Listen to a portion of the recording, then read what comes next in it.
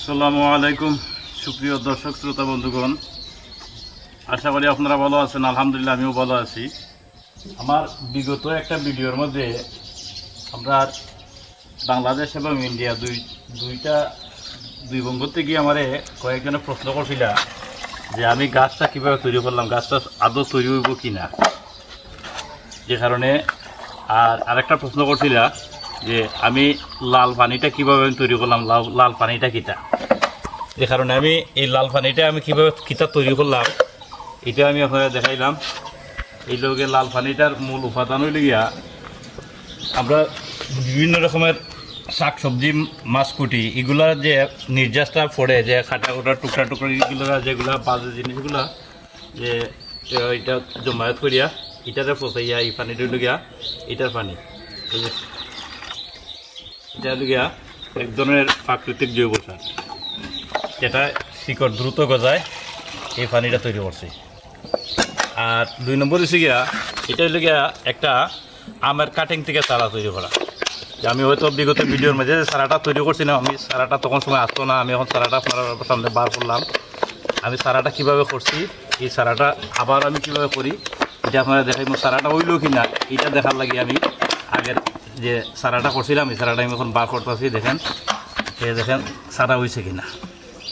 অনেকের মনের মাঝে প্রশ্ন আছে যে চারা কি আদৌ হইব কীভাবে। দেখেন আমার এখানে চারা হয়েছে কিনা। দেখেন আমার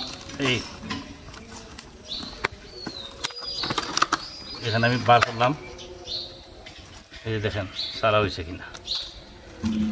এই দেখেন শিকড়, এই যে প্রত্যেকটা ডালের থেকে চারা 4টা ডাল দিচ্ছিলাম, এই দেখেন 4টা ডাল আমি পূরণ করছি। এই দেখেন 4টা চারা। তাইলে এইভাবে চারা করা সম্ভব। তাহলে চারাটা রাখলাম আপাতত। আমি এখন নতুন করে কীভাবে চারা করা যায় এই জিনিসটা আমি আপনারা শেয়ার করবো।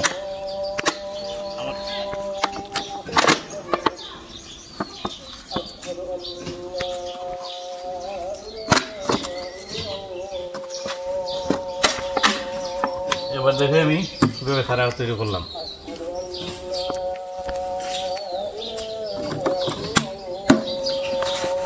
এবার আমি উপাদান যেগুলো দেওয়ার মাটির সাথে আমি মাটির সাথে দিয়ে দিচ্ছি। আর 2 নম্বরে এরকম একটা ডাল লইবেন, লইয়া এই যে এই পয়েন্টগুলো আলাদা করে দিবেন।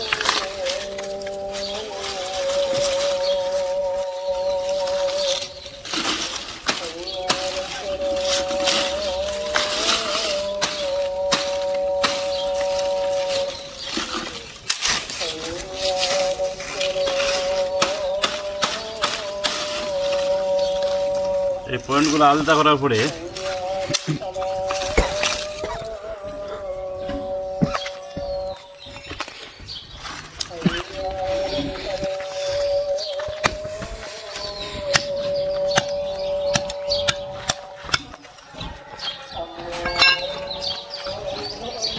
এই 1 ইঞ্চি পরিমাণ জায়গাটা সিলটা লইবেন।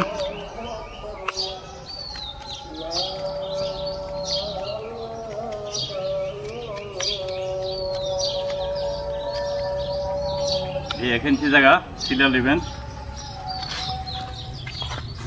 তাতে এমনভাবে কাটতেইব আর একটু বাটি করতে হইব, কারণ এটা পুরাটা আবার ডিব্বার ভিতরে থাকতে হইব। আর তুলে আমি আর একটু বাটি করতে হইব।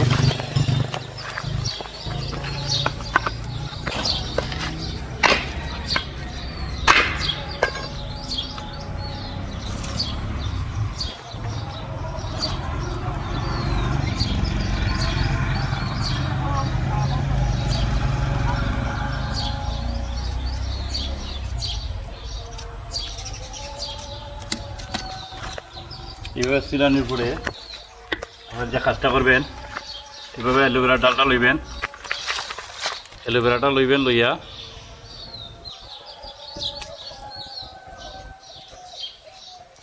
এটারে অ্যালোভেরাটা সিলাইবেন।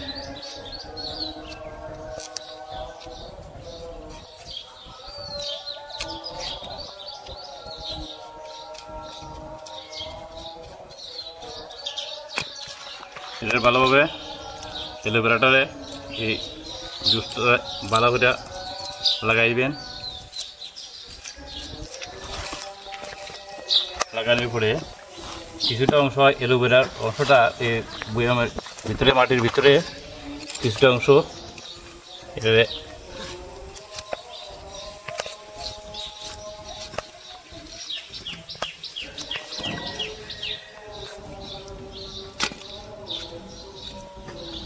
এর ভিতরে দেওয়া দিবেন। মধ্যস্থ জায়গাটার মধ্যে এখানে আমাদের গর্তটা করবেন, এটা দেওয়া দিবেন। দেওয়া এটারে পুরাটা বয়ামের ভিতরে ঢুকাই দিবেন।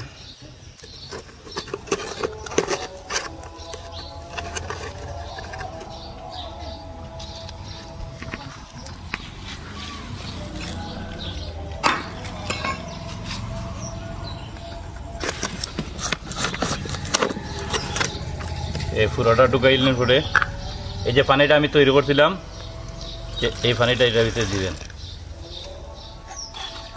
এরপরে এটা এইভাবে ছায়াযুক্ত স্থানের মধ্যে রেখে দিবেন।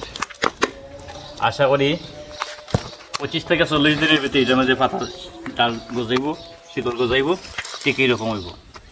ঠিক এইরকম 40 দিনের ভিতরে এইভাবে শিকড় গজাইব এবং ডালপালা দিব। তো সবাই ভালো থাকবেন, দেখা হবে আরেকটা ভিডিওতে। সবাই ভালো থাকবেন। আসসালামু আলাইকুম।